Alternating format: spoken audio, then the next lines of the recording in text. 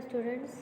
पिछले लेक्चर में हम कृष्णचंद्र शर्मा जी को पढ़ रहे थे और आज हम देखेंगे वो उनकी रचनाएं जो हमारे कोर्स में लगी हैं। तो इनके मुख्य रूप से इन्होंने जो रचनाएं की हैं वो एक तरीके से कौरवी भाषा के लोकगीतों की ही रचना की है, या यूँ कहूँ उनको ग्रंथ के रूप में इन्होंने ये लिखा है। तो उन्हीं के दो गीत जो हैं इनके हमारे कोर्स पे लगे हुए हैं, जो हैं गीत नंबर 2 और गीत नंबर 4, जो कि लोक जीवन के स्वर के अध्याय नंबर 5 से लिए गए हैं दोनों। तो क्योंकि लोकगीतों का संबंध जो है स्त्री से है और हमारे समाज की नारियां अधिक शिक्षित नहीं है थी, अतः इन गीतों में भावों की प्रधानता तो मिलती है पर शिल्प विधान अपेक्षित नहीं है। लोकगीतों के शब्द संकेत मात्र ही जीवित होते हैं। तो यहाँ पर जो इनके लोक जीवन के स्वर हैं, इससे इसकी जो शीर्षक है इनकी ग्रंथ का, इसी से पता चलता है कि साधारण जीवन से संबंधित जो भी घटनाएं या फिर जो भी भाव हैं वो इस इनके ग्रंथ में यहाँ पर देखने को मिलते हैं। तो ये जो इनका गीत नंबर 2 है, इसके अंतर्गत इन्होंने सामाजिक प्रभाव में नायिका भी स्वतंत्रता संग्राम में भाग लेने के लिए व्यग्र है, ऐसा इसमें इस कविता में या इस गीत में इन्होंने बताया है। इस गीत में वो बताते हैं कि जो नायिका है वो स्वतंत्रता संग्राम में भाग लेने के लिए बहुत व्याकुल है और वे स्वयं खद्दर के वस्त्र धारण कर सभी भारतीयों को खद्दर पहने हुए देखने की अभिलाषा रखती है। इस जो कविता है इसमें इन्होंने नायिका को प्रेमी के साथ या अपने नायक के साथ कंधे से कंधा मिलाकर देश की सेवा करने के लिए व्यग्र बताया है। वो बताते हैं कि देश के लिए कर्म पथ पर अग्रसर होने में उसे किसी प्रकार का भय नहीं है, वे स्वतंत्रता के लिए जीवन उत्सर्ग भी करने को तैयार है। भारतीय राष्ट्रीय आंदोलन का महिला उद्धार एक बड़ा अंग था। महिलाओं में जागृति उत्पन्न करने का ध्येय इसी को है। नारी शिक्षा, पर्दा प्रथा गान तथा वीर बाला का सच्चा आत्मसम्मान इस आंदोलन के द्वारा ही संभव हुआ है। इस गीत में जो गीत नंबर 2 है, इसके अंतर्गत कृष्ण शर्मा ने स्त्रियों का अपने देश और राष्ट्र के प्रति प्रेम उजागर किया है और साथ ही सामाजिक प्रभाव के कारण एक स्त्री स्वतंत्रता संग्राम में भाग लेने का हठ करती है। वे अपने पति से कहती है कि मैं भी हाथ में तलवार लेकर अपने देश को आज़ादी दिलाने के लिए दुश्मनों का नाश करूंगी। उस समय विश्व जो है वो द्वितीय विश्व युद्ध में उलझा हुआ था और इसके बाद सुभाष चंद्र बोस की आज़ाद हिंद सेना अंग्रेज़ों से लोहा ले रही थी। ऐसे समय में वीरांगनाओं के देश को स्वतंत्र कराने के लिए युद्ध में कूद पड़ने की इच्छा तत्कालीन नारियों की राष्ट्रभक्ति का परिचय कराती है। इस जो गीत है इसमें गांधी जी के स्वदेशी आंदोलन से भी ये गीत प्रेरित है और इस आंदोलन के अंतर्गत गांधी जी ने सूत काट कर स्वयं कपड़ा तैयार करने की प्रेरणा दी थी। भारतीय नारी की इच्छा है कि वह भी सूत तैयार कर जनता के लिए खादी के वस्त्र बनाए।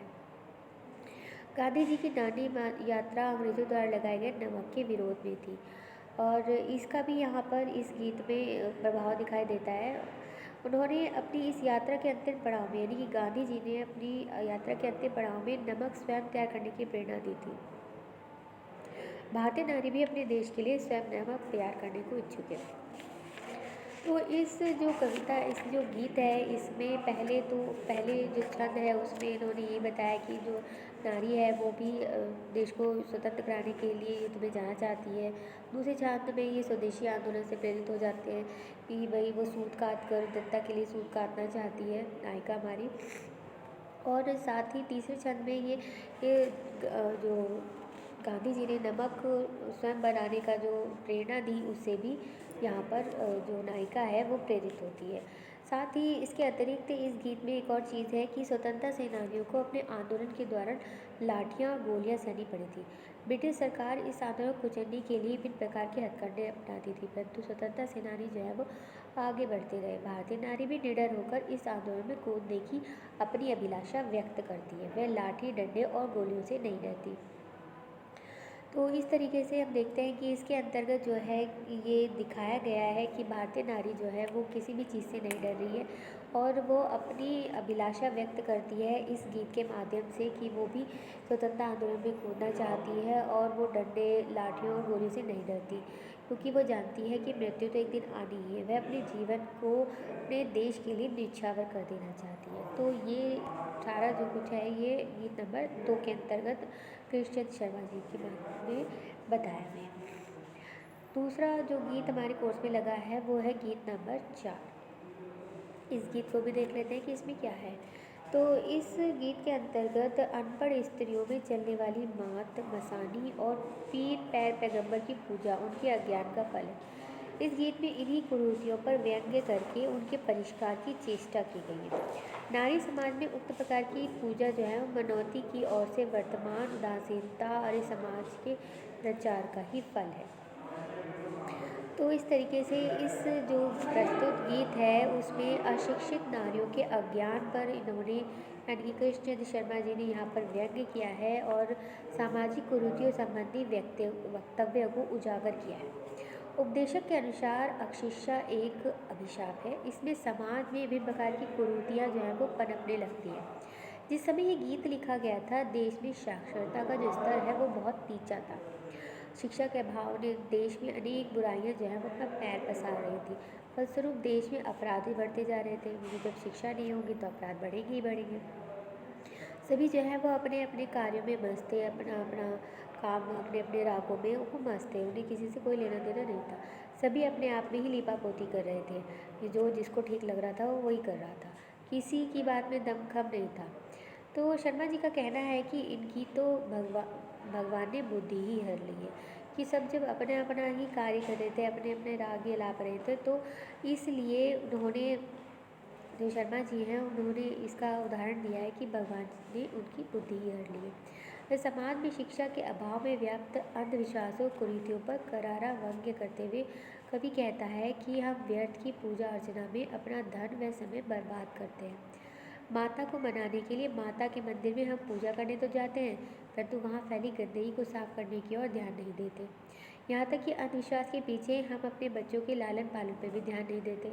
पंडितों, पड़ियों, पीर पैगंबरों पर तो हम चढ़ावा चढ़ाते हैं, परंतु अपने बच्चों को ही इनकी मांगों पर दुत्कार देते हैं। देवी देवताओं को पूरी हलवे का भोग लगाते हैं, जबकि हम अपने ही बच्चों को गुड़ भी उपलब्ध नहीं करा पाते हैं। तो इस तरीके से ये जो गीत है, ये गीत नंबर 4 जो है, इसमें कवि ने सामाजिक कुरीतियों पे करारा प्रहार किया है और बताया है कि हमें जो है सिर्फ अंधविश्वास पे ही ध्यान नहीं देना चाहिए, मतलब अंधविश्वास पे ध्यान बिल्कुल नहीं देना चाहिए। साथ ही अगर हमें पूजा पैगंबर करनी भी है तो साथ के साथ उन और चीज़ों पे भी ध्यान देना चाहिए, प्लस सिर्फ और सिर्फ पूजा पे ही ध्यान नहीं देना चाहिए। उन्हें अपने परिवार, अपने बच्चों पे भी ध्यान देना चाहिए, उनके लालन पालन में भी ध्यान देना चाहिए। शर्मा जी का मत है कि इसके अंतर्गत जब हम जो है अपनी जो हैसियत है उससे बढ़ चढ़कर देवी देवताओं, पीर पैगंबरों पर चढ़ावा चढ़ा सकते हैं, लेकिन अपने बच्चों को हम कुछ भी दे नहीं पाते। तो इसीलिए जो है इस गीत के माध्यम से शर्मा जी ने ये बताया है कि हमें सिर्फ और सिर्फ अंधविश्वास पर ही नहीं टिके रहना चाहिए, हमें कुछ वास्तविक जो सच्चाइयाँ हैं उस पर भी ध्यान देना चाहिए। इस तरीके से, और साथ ही इन्होंने यहाँ पर शिक्षा का महत्व को भी दर्शाया है। उन्होंने बताया है कि शिक्षा ही सभी बुराइयों की अशिक्षा ही सभी बुराइयों की जड़ है, कि जब तक समाज में अशिक्षा व्याप्त रहेगी तब तक ये बुराइयाँ जो हैं इसी प्रकार से उठती रहेंगी। साथ ही बुराइयों के साथ साथ ये अपराध भी सर उठाते रहेंगे।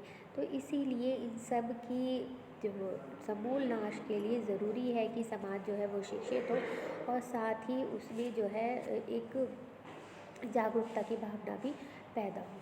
तो ये तो थे जो लोक जीवन के स्वर के अध्याय नंबर 5 में से जो इनके 2 गीत हमारे कोर्स में लगे हैं उनका वर्णन। तो बाकी आगे आज के लिए इतना ही, बाकी काम करेंगे अगले लेक्चर में। Thank you.